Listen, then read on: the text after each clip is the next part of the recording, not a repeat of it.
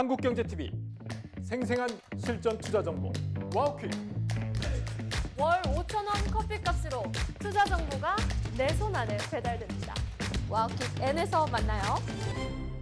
먼저 종목들 확인해 보시죠.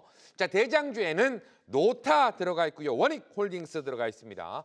꼬리주에는 제주반도체, 스맥 들어가 있네요. 먼저 노타 관련해서 허반서 파트너 우리가 할 이야기가 상당히 많이 있을 것 같아요. 네. 지난번에 우리가 아이들이 없는 분들, 자, 부모님 계신 분들한테도 선물 주세요라고 해서 오타 자주 내시니까 오타 덜 내라고 노타 선물해 줬으면 좋겠습니다 라고 했는데, 오늘 선물해 준 분들이 상당히 많이 있었는지 상승 흐름이 상당히 기분 좋게 나왔거든요. 네, 시가는 37,400원 1%대 반등으로 출발을 했으나 네. 오늘 장중에 20%까지 상승하는 흐름들이 나타났습니다. 와. 차트의 흐름을 보시면 왜 반등이 나왔는가, 기술적인 자리가 37,000원 언저리로 명확하게 나타나고 있습니다. 1월 지난번에 1개월 보호회수 물량이 해제되었을 때 아래꼬리가 달렸던 지점과, 그리고 이 지점에서 반등이 나왔던 이유, 그리고 거래량을 가장 줄인 상태에서 반등 흐름들이 나타나기 시작한 이 자리에서 거래량이 가장 메말라 있었기 때문에 반등이 보다 더 손쉽게 나왔다. 오늘 거래량을 동반한 반등이 처음으로 나타났습니다. 이때와 유사한 흐름들이 나타날 수 있다라는 점들을 감안해 보시고, 노타 보유하고 계신 분들은 저는 1차 목표가 45,000원, 2차 목표가 5만 원까지 좀 열어놓고 보시면 좋을 것 같고요. 제가 반도체 반등 흐름들이 나올 때 왜 나오느냐, 마이크론이 가이던스를 굉장히 높게 상향 조정을 했습니다. 23년도 2분기에 엔비디아가 가이던스를 대폭 상향했던 것과 비슷한 흐름들이 나타날 수도 있습니다라는 이야기를 드리면서 반도체에 대한 긍정 시그널이 나왔기 때문에, 노타는 온디바이스 AI 전문 기업인데 이 부분에 대해서는 추가적으로 이어지는 방송에서 말씀을 드리고요. 유통 주식 비중은 현재로서 46.38%로 50% 미만 품절주에 해당한다라는 이야기, 차트상 저위험 구간, 반도체 업황의 훈풍, 거기에 있어서 온디바이스 AI 최적화 경량화의 대장주 노타, 이제 다시 시작이다라고 말씀드리겠습니다. 네. 노타 관련해서 이제는 모타라고 또 이야기 되셨고, 채팅방에서는 노타는 속타라고 했지만 속이 좀 많이 풀리셨을 것 같다라는 생각이 들어요. 자, 이어서 박지훈 파트너의 대장주 원익홀딩스 하나만 보지 말고 모멘텀이 있는 것들을 보자. 로봇과 반도체 IT 관련해서 집중하자라고 이야기해 주셨는데, 와, 정말 강한 흐름이 이어지는 것 같습니다. 맞습니다. 제가 이 로봇 이야기보다 반도체 쪽에 집중을 해서 원익홀딩스 전고점 돌파, 신고점까지 다시 한번 노려보자라는 말씀을 드렸던 걸로 기억을 하는데요. 네. 수요일 크리스마스 이브에서 제가 아이에게 주고 싶은 선물은 삼전닉스, 그리고 부모님께 드리고 싶은 선물은 한미반도체, 말아먹는 비율이 중요한 스맥까지 진짜 주식 일부 시청자분들께 선물 같은 종목들 많이 드렸습니다. 이번 주에 전고점 돌파, 그러니까 신고점을 달성한 일낸 종목은 첫 번째로 현대무벡스였고요. 두 번째로는 SPG였죠. 그리고 또 지난주 꼬리주 모델솔루션까지 전고점을 돌파해주는 흐름들을 제가 계속해서 읽어드리고 있습니다. 다시 한번 강조드리지만 신고점을 달리는 종목들 첫 상승의 시작점부터 고점까지 진짜 주식 일부에서 정확하게 다루고 있다는 점 여러분들 참고해 주셨으면 좋을 것 같고요. 이번 주에도 계속 반복적으로 제가 들고 나오면서 원익홀딩스 아직 시작 안 했다, 다시 한번 전고점을 돌파해서 신고점으로 갈 차례다, 로봇 모멘텀이 아니라 이 반도체를 봐야 된다라는 내용으로 원익 지주사 관련된 계열사의 원익 IPS 등등 종목을 함께 설명드리면서 원익홀딩스의 신고점 대응 구간까지 짚어드렸죠. 오늘 시원한 반도체 종목들의 상승과 함께 모두 강한 모습이었습니다. 단순하게 로봇 테마가 아니라 국내 반도체 투자 사이클에서 지분과 구조를 동시에 보유하고 있는 지주사입니다. 개별 장비주가 실적으로 움직일 때 이 지주사는 투자 사이클 회복이라는 큰 그림으로 먼저 움직이게 되는 구조를 설명했었는데요. 제가 선물해드렸던 SK하이닉스와 이 삼성전자가 지수를 거의 개인기로 혼자 끌어당기다시피 했고, 환율 하락에 대한 이슈까지 겹쳐지게 되면서 외국인과 기관의 시선이 다시 한번 전기전자와 반도체 중심으로 돌아섰습니다. 네. 이런 날에는 원익홀딩스가 추가적인 상승을 이어가기에 더없이 좋은 구조였다라는 걸 설명하고 싶고요. 이 반도체 회복이 단기 뉴스가 아니라 사이클 복귀로 인식이 확인될수록 자회사들의 가치가 한 번에 묶여서 평가받는 이 지주사 구조가 가장 편한 선택지가 되었기 때문이라고 생각을 합니다. 그리고 특히 연말 변동성 장에서 원익홀딩스는 과도한 테마성 움직임 없이 좀 견고하게 상승을 해주었었고, 그다음 방어력 또한 증명해준 기세의 종목이기 때문에 이 종목들이 높더라도 방어력 또한 큰 종목이라는 거 한 번씩 체크해 보시면 좋을 것 같고요. 네. 오늘 같은 경우 종가가 드디어 새로운 고점을 또 만들어 주었습니다. 반도체 사이클의 회복, 업황의 인식에 대한 개선이 확인될수록 이 종목은 상방 여지가 더 남았다라는 걸 설명하고 싶고, 부가적으로 원익 IPS까지 추가적인 상방 노려보자. 그리고 한 하루하루 이렇게 고점과 저점이 높아지고 있습니다. 대응의 영역이기 때문에 여러분들께서 고점을 대응하실 때는 우리가 손절 라인 또한 정확하게 잡고 대응하시면 중요하다라는 거, 진짜 일부, 진짜 주식 일부 매일매일 시청해 주시면 좋을 것 같습니다. 네, 목표가도 중요하지만 손절가도 좀 잘 지키셔야 한다. 그래서 진주일부 함께 하셔야 된다 이야기해 주셨어요. 자, 이어서 꼬리주의 흐름 한번 살펴보도록 할 텐데요. 허반서 파트너의 제주반도체, 이게 오후 때까지만 하더라도 꼬리주가 될 수도 있었겠다 싶었는데 네. 지금 시장 흐름, 애프터마켓에서 또 강한 모습이 나오면서 이거 대장주로 가져와도 손색이 없었겠다 이 생각도 들더라고요. 꼬리주는 제가 선정을 할 때 언제든 포트에 넣을 수 있는 종목들을 저는 꼬리주로 선정을 하고 있다라고 말씀을 드렸으니까요. 그렇죠. 지금 넥스트레이드에서 거래가 되고 있는데 많이 올라가고 있습니다. 네. 여러분들 반도체에 대한 이야기 다시 한번 말씀을 드리면 마이크론이 가이던스 실적을 굉장히 상향 조정을 했습니다. 23년도 2분기에 엔비디아가 가이던스를 대폭 상향 조정할 때 그 주간에만 28%가량 상승을 하고 나서 쉼없이 올라가서 최고가를 경신하는 흐름들이 여지껏 이어져 왔었습니다. 마이크론이 현재 구간에서 그런 이야기를 했다. 그리고 원달러 환율이 1,440원을 오늘 장중에 이탈하는 흐름들도 좀 나타나면서 올해 들어서 원화 강세가 가장 강하게 나타나는 흐름들 속에서 외국인의 매수 유입이 집중적으로 삼성전자와 SK하이닉스로 들어오고, 거기에 더해서 반도체 소부장 쪽으로의 수급 순환까지도 나타나고 있는 모습입니다. 즉 반도체 업황에 대한 긍정 시그널이 마이크론부터 나타나기 시작을 했고, 마이크론이 신고가를 그리면 우리나라의 반도체도 좋아질 수 있다라고 말씀드렸던 내용이 고스란히 담겨 있는 모습이고요. 네. 한미반도체가 그 사이에 좋은 흐름들 나타나고 있고, 이제 그 외의 소부장단에서도 추가적인 상승 가능성이 굉장히 높게 점쳐지고 있다라고 보시면 좋을 것 같습니다. 제주반도체 차트상 저위험 구간에서 반등을 이제 막 시작을 했는데요. 차트 흐름 잠깐 보시면요. 차트상 저위험 구간이라고 한다면 추세선을 그었을 때 이 구간은 굳이 깨지 않고 이탈했다가도 바로 반등이 나오고 지지가 나오고 또 지지 후 반등이 나오는 자리, 이 라인은 분명 의미가 있다라고 말씀을 드리고 싶고요. 그리고 나서 추세선을 그대로 위로 올려본다면 저항이 나오는 자리에서는 동일하게 저항이 나오고 있습니다. 이곳에서 저항이 나왔고 여기서도 저항이 나오고 다시 윗꼬리를 달고 이곳에서도 추가 상승보다는 하락의 모습들이 나타났습니다.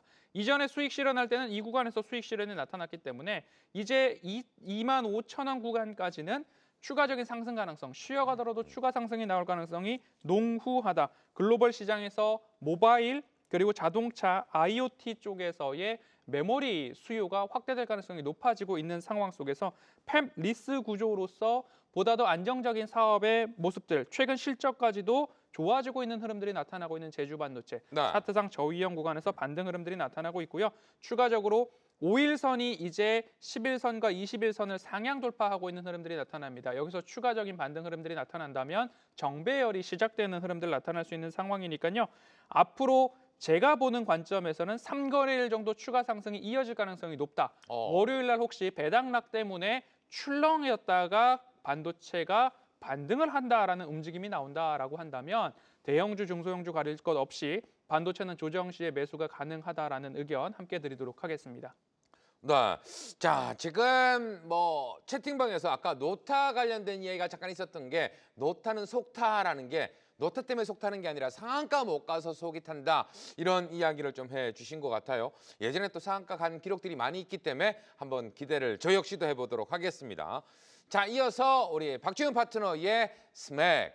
항상 이거를 좀 알코올 관련된 부분으로 설명을 하시면서 비율이 좀 잘 맞아야 한다 라고 좀 이야기를 많이 해 주셨는데 지금 구간에서 이것도 좀 관심이 있기 때문에 들고 오신 거겠죠? 네, 일단 전략 잡아드린 비율이 굉장히 중요했다, 맛있었다라고 설명을 드리고 싶고요. 지금 자리부터도 또 비율이 중요합니다. 그래서 네. 그 자리를 설명해 드리려고 하고요.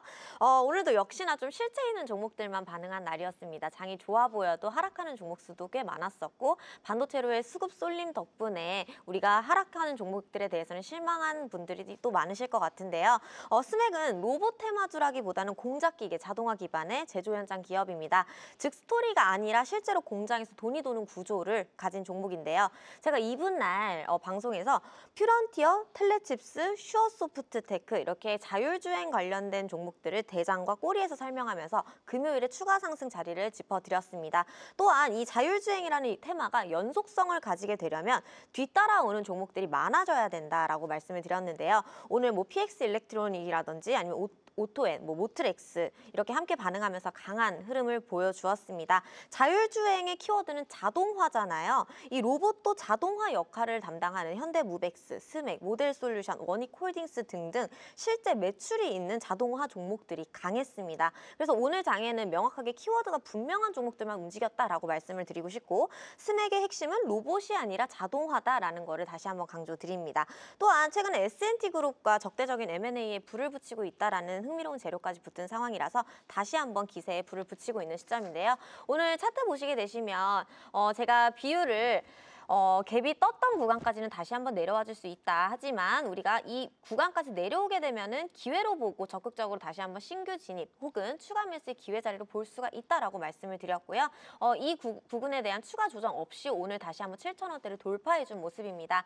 제가 단기적인 트레이딩 관점으로 봤을 때 7,300원대를 강하게 돌파해 주는 시그널에 돌파 매수로 접근이 가능하다라는 트레이딩 전략을 짚어드렸었고 현재 구간 또한 다시 한번 6,500원대로 종가가 내려와 준 시점입니다. 지금 구간부터는 공격적인 매수보다는 다시 한번 6,000원대까지 밀릴 수 있는 가능성을 두고 우리가 다시 한번 목표가를 7,500원부터 8,000원대까지 노려볼 수 있기 때문에 이 스맥은 하락에 대한 걱정과 공포보다는 상승에 대한 기대를 조금 더 걸어보자. 이렇게 목표가는 그대로 유지를 하되 스맥 아직도 더 집중해야 될 기세가 남아있다. 이렇게 정리해드리도록 하겠습니다. 네. 채팅방에서 박지은 파트너 미인이다 이런 또 글들이 올라오고 있습니다. 자, 미인 같은 종목들도 많이 알려드리고 있으니까 끝까지 함께 해주시길 부탁드리겠습니다. 자, 이렇게 해서 대장주인 꼬리주의 흐름들 짚어봤고요. 자, 이어서 인사이트 Q 한번 확인해 보도록 하겠습니다. 오늘 시장 핫 이슈가 다음 주에도 수급 돈이 몰릴 수 있을까 확인해 보는 시간이 되겠죠. 첫 번째 이슈부터 바로 한번 확인해 보도록 하죠. 자, 오늘 삼성전자 이야기 안 할 수가 없을 것 같아요. 모바일 GPU 독립 선언을 했습니다. 온디바이스 AI 생태계 중심이 될 종목들. 자, 어떤 종목들이 있을까 두 분에게 물어봤습니다. 바로 한번 확인해 보도록 하죠. 먼저 허반석 파트너는 노타와 제주 반도체를, 박지윤 파트너는 이수페타시스와 ISC를 이야기해 주셨네요.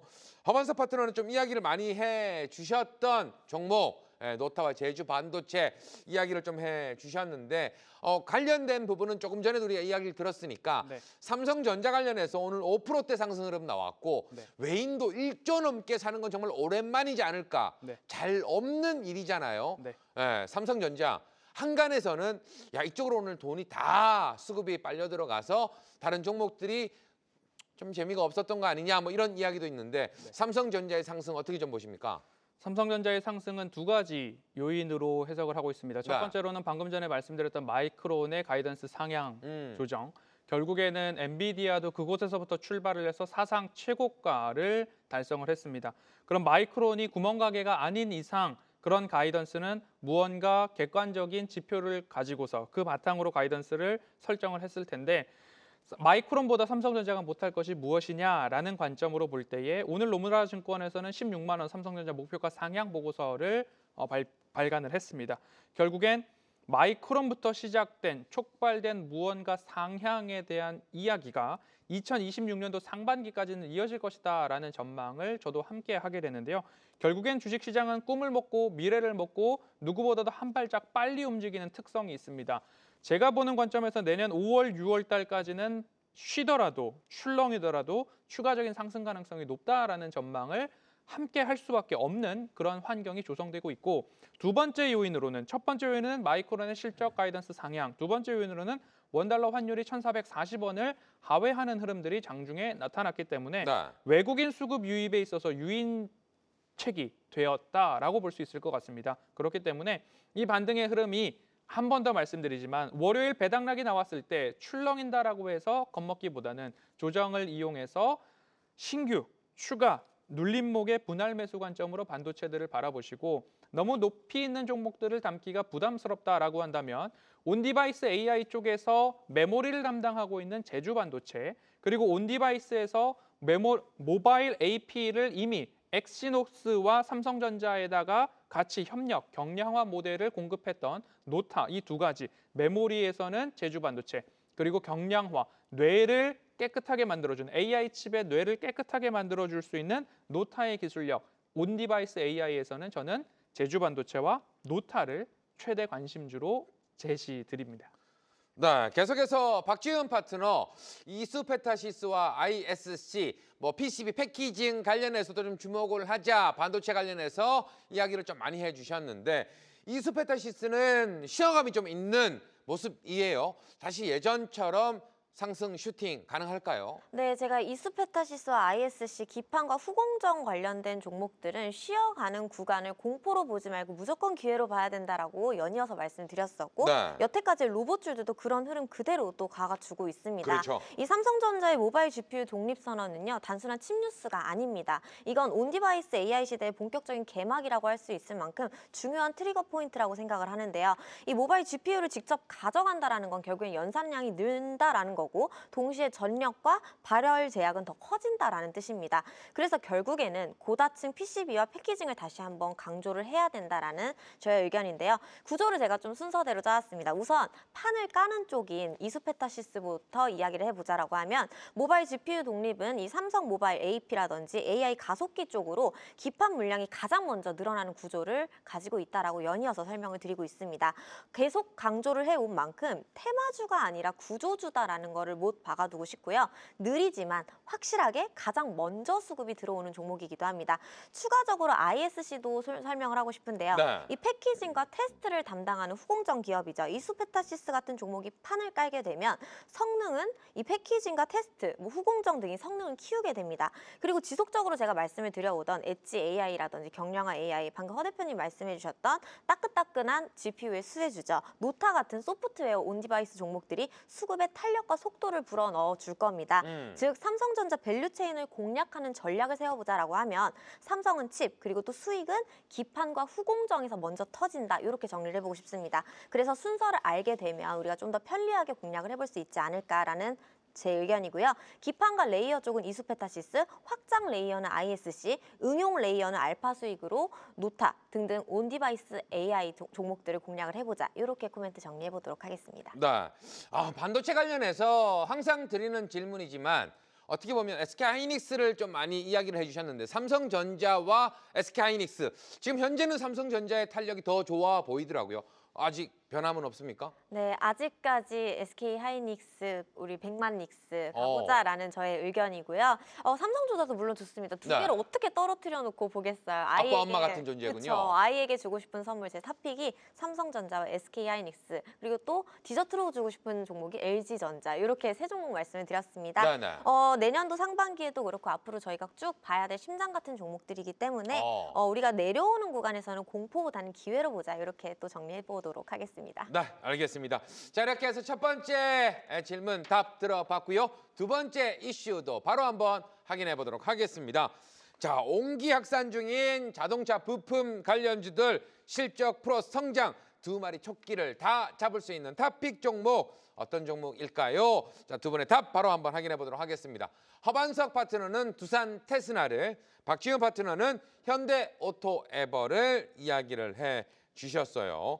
자, 이번에는 박지훈 파트너, 최근 들어서 자율주행 관련된 종목들의 움직임이 또 심상치 않습니다. 우리가 얼마 전 우주항공 심상치 않을 때부터 이야기, 스피어부터 출발을 해서 이야기를 좀 해드렸던 것처럼 지금 자율주행도 조금 다른 것 같은데, 어떻게 좀 보고 계실까요? 맞습니다. 제가 금요일 날 아까 설명을 드렸다시피 따라오는 종목들이 많아지면 많아질수록 재료의 연속성은 더 커지게 됩니다. 그래서 오늘 같은 경우에도 모트렉스라든지 아니면 오토엔이라든지 네. 또 텔레칩스도 움직여 주었고요. 이렇게 자율주행에 관련된 종목들이 확산이 되고 있는 시점입니다. 그렇기 때문에 이거는 대장이라고 하면은 제가 2주, 3주 전부터 계속 노래를 불렀었던 현대오토에버를 빼놓을 수가 없습니다. 그래서 상반기 더 추가적으로 집중을 해보자라는 의견이고요. 지금 자율주행에도 기세가 붙은 만큼 테마에 하나둘 올라타는 관련주들이 늘어나고 있기 때문에 경쟁은 이제 센서 싸움이 더 이상 아니다라고 생각을 합니다. 차량 OS 경쟁 단계로 넘어간 자율주행 테마이기 때문에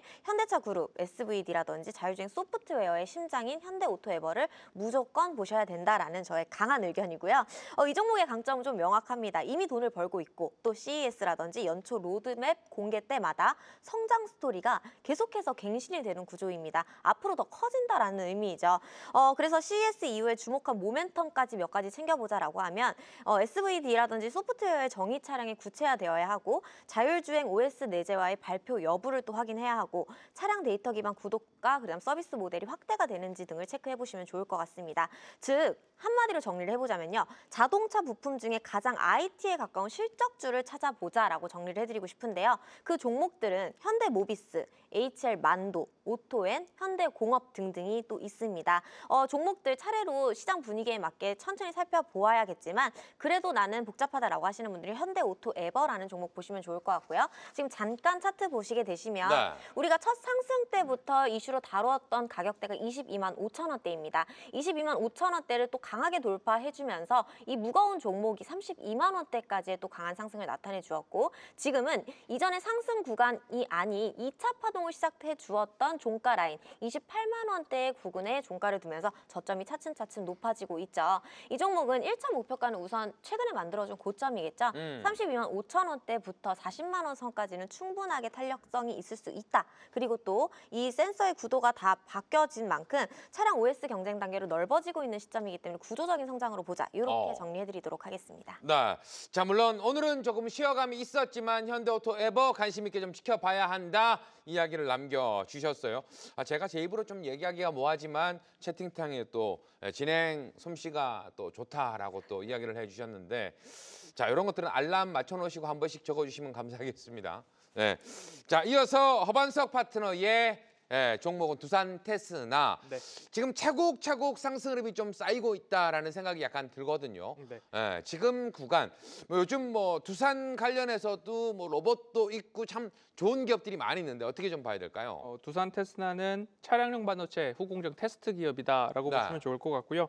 자율주행 고도화에 따라서 차량용 반도체 탑재 수가 많아지고 그럼 차량용 반도체 탑재 수가 많아지기 때문에 거기에 대한 테스트 수요도 증가할 것입니다. 그런데 자율주행은 말 그대로 사고가 한번 나게 되면 인명피해가 바로 직결되는 산업이기 때문에 자율주행 고도화에 따라서 테스트 난이도가 높고 통과율이 굉장히 낮습니다.